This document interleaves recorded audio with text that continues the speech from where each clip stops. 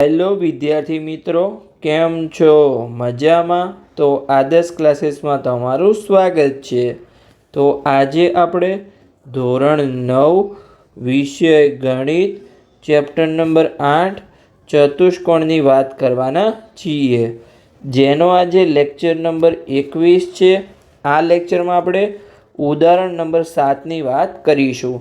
તો ચલો આપણે એની રકમ વાંચીએ અને એનો ઉકેલ મેળવવાનો પ્રયત્ન કરીએ.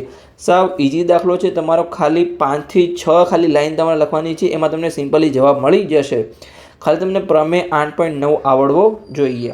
તો ચલો આપણે એની રકમ વાંચીએ અને પછી આપણે એનો ઉકેલ મેળવવાનો પ્રયત્ન કરીએ. તો અહીંયા સમાંતર રેખાઓ એલ, એમ અને એન ને છેદિકાઓ પી અને ક્યુ એવી રીતે છેદે છે કે એલ, એમ અને એન ને રેખા પી પર સમાન અંતઃખંડો એ બી અને બીસી કાપે છે.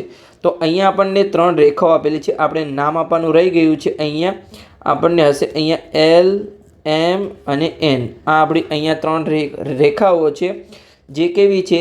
એલ, એમ અને એન એકબીજાને સમાંતર છે અને જેની છેદિકાઓ છે અહીંયા પી અને ક્યુ. અહીંયા પી એવી છેદિકા છે કે પીને આ એલ, એમ અને એન એવી રીતે કાપે છે અહીં કે જેટલો અહીંયા એ બી છે એટલું જ અહીંયા આપણું આ બીસી થાય છે. જુઓ અહીંયા આકૃતિ 8.19 જે આપણે ઓલરેડી અહીંયા જોઈ લીધી છે. તો હવે સાબિત એવું કરો કે એલ, એમ અને એન ક્યુ પર પણ એવી સમાન અંતઃખંડો ડીઈ અને ઈએફ કાપે. તો અહીંયા આપણે એવું સાબિત કરવાનું છે કે જે ક્યુ રેખા છે એને પણ અહીંયા એલ, એમ અને એન એવી રીતે કાપે કે જે ડીઈ અને ઈએફ છે એ સમાન થાય. તો ચલો આપણે સિમ્પલી સાબિત કરી લઈએ. માત્ર ખાલી અહીંયા તમારે 4 થી 5 લાઈનમાં તમારો જવાબ આવી જશે. તો સૌપ્રથમ તો તમારે અહીંયા શું કરવાનું છે? તમારે અહીંયા જે એ અને એફ છે એને અહીંયા આપણે સિમ્પલી જોડી લેવાનું છે. તો ચલો આપણે અહીંયા એ અને એફને ચલો સરખી રીતે જોડી લઈએ. સ્ટ્રેટ લાઇનમાં જોડવાનું છે. અહીંયા મને ફાવતું નથી, ચલો આપણે સિમ્પલી જોડવાનો પ્રયત્ન કરીએ. ઓકે, આ આપણું જોડાઈ ગયું છે. અને જ્યાં જે એમ રેખા છે જ્યાં પણ છેદે અહીંયા ઈએફ એને અહીંયા આપણે જી નામ આપીશું. ઓકે, તો હવે તમારી સિમ્પલી ગણતરી થઈ જશે. તો અહીંયા જો તમને એક ત્રિકોણ દેખાતો છે, ત્રિકોણ એ એફ સી. આ ત્રિકોણને અહીંયા આપણે લઈશું. તો પહેલાં તો આપણે લખી દઈએ કે અહીંયા આપણે એએફને જોડો અને એએફ એમ રેખાને જ્યાં પણ છેદે તે આપણે જી નામ આપો. એ લાઈન આપણે લખી દઈએ. તો ચલો લખીએ અહીંયા કે એએફને જોડો અને એએફ એ રેખા એમને જ્યાં છેદે ત્યાં જી નામ આપો. તો ઓકે, આ આપણે સિમ્પલી પ્રોસેસ કરી દીધી. હવે અહીંયા આપણા જોડે એક ત્રિકોણ છે, ત્રિકોણ એ એફ સી.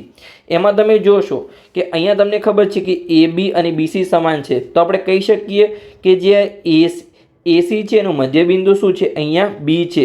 હવે એ પણ તમને ખબર છે અહીંયા કે આ જે એમ અને એન રેખા છે એ કેવી છે? સમાંતર છે. તો અહીંયા જે બીજી છે અને સીએફ છે એ કેવું બનશે? સમાંતર બનશે.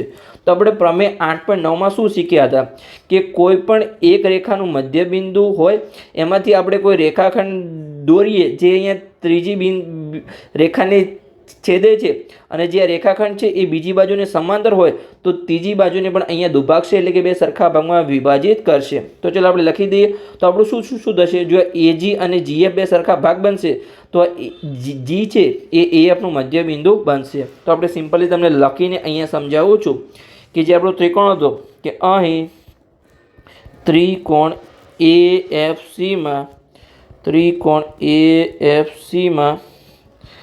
એસીનું મધ્યબિંદુ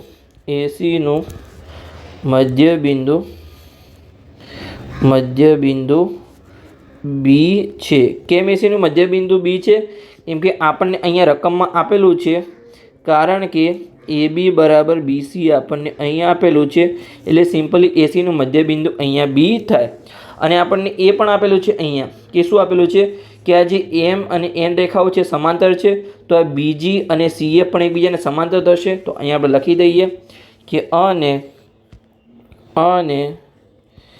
બીજી સમાંતર સીએફ. હવે જો આપણે કોઈ પણ રેખા હોય એ કોઈ પણ બાજુ એનું મધ્યબિંદુમાંથી નીકળતો રેખાખંડ એ બીજી બાજુને સમાંતર હોય તો ત્રીજી બાજુને પણ અહીંયા દુભાગશે. તો અહીંયા આપણે લખી શકીએ કે જે આ ત્રીજી બાજુને જે છેદે છે જી એ ત્રીજી બાજુનું શું હશે? અહીંયા મધ્યબિંદુ હશે.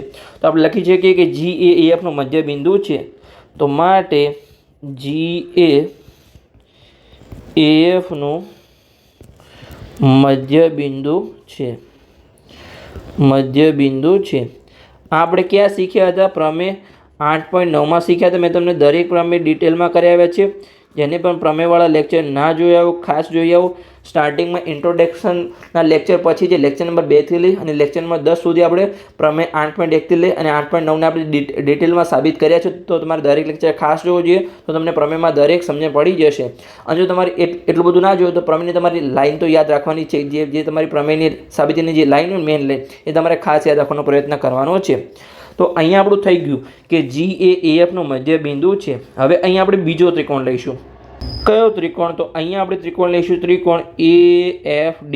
ઓકે, આ તમને દેખાય છે. આમાં તમને ખબર છે કે AFનું મધ્યબિંદુ G છે અને જે GE છે GE અને AD એ કેવો છે? સમાંતર છે. કેમ તો અહીંયા કે M અને L એ કેવું છે? એ એકબીજાને સમાંતર છે. તો અહીંયા GE અને AD સમાંતર હશે. તો અહીંયા આપણે કહી શકીએ કે એક બાજુના મધ્યબિંદુમાંથી નીકળતી રેખા જો બીજી બાજુને સમાંતર હોય તો ત્રીજી બાજુને શું કરશે? અહીંયા બે ભાગમાં વિભાજિત કરશે.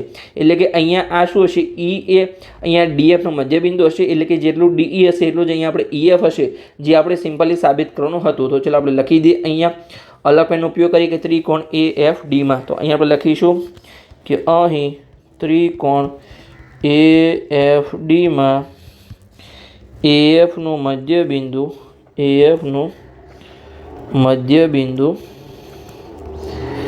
G છે.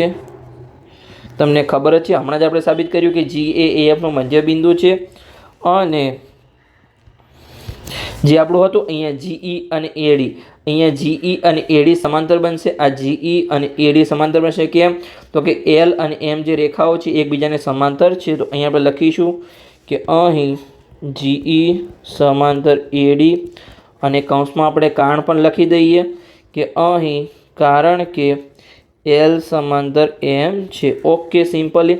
તો જો આ સમાંતર હોય તો જે આપણું જે મધ્યબિંદુમાંથી નીકળતી જે રેખા છે રેખાખંડ એટલે કે જે GE, તો E શું હશે? અહીંયા DFનું મધ્યબિંદુ હશે. તો અહીંયા આપણે લખી શકીએ કે માટે અહીં E એ DFનું મધ્યબિંદુ થશે. ઓકે, આ મધ્યબિંદુ થશે. કેમ થશે? કેમ કે આપણે પ્રમેય 8.9 મુજબ. તો અહીંયા લખી દઈએ પ્રમેય 8.9 મુજબ સિમ્પલી.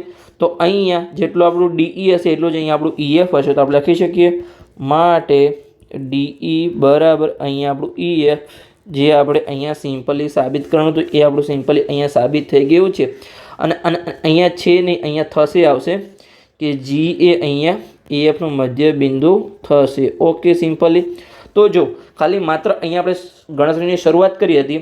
આ એક લાઈન, આ બે લાઈન, આ ત્રણ લાઈન. તમે જો ખાલી 4-5 લાઈનમાં તમારો અહીંયા જવાબ આવી ગયો.